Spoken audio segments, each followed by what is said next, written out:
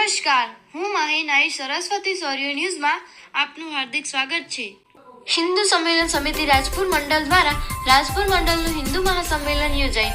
તારીખ 22 મે 2026 ને રવિવારના રોજ હિન્દુ સંમેલન સમિતિ રાજપુર મંડળ દ્વારા રાજપુર મંડળનું હિન્દુ મહાસંમેલનનું આયોજન શ્રી ભમાણી માતાજીની વાડી રાજપુર તાલુકો પાટણ ખાતે યોજાયેલ થયેલ હતું.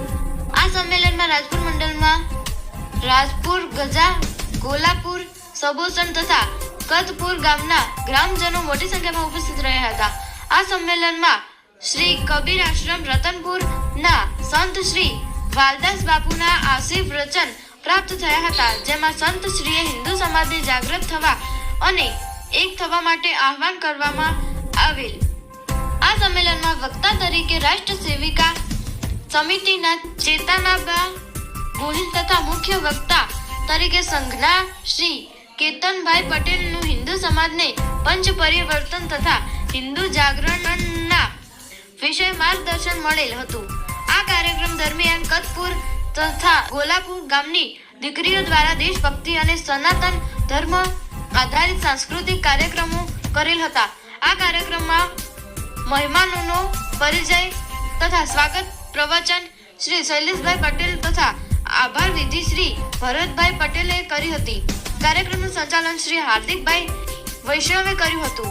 આ કાર્યક્રમને સફળ બનાવવા સમિતિના સંયોજક શ્રી નીતિનભાઈ પટેલ, વાલી શ્રી મહેશભાઈ સાધુ, સમિતિની સભ્યો શ્રી ભરતભાઈ પટેલ, ઉમેશસિંહ ગોલાપુર, કિશનભાઈ ઠાકોર, અર્જુનસિંહ દરબાર, અશોકસિંહ દરબાર, બિપિનભાઈ પટેલ તથા અન્ય કાર્યકર્તાઓએ ભારે જહેમત ઉઠાવી હતી. આપણે કોઈ પ્રવાસ કરીએ, કોઈ યાત્રા કરીએ તો પેલા ભારત તો કરો. ભારતની અંદર એવું ઘણું બધું હોય કે જે જોવા જેવું હોય.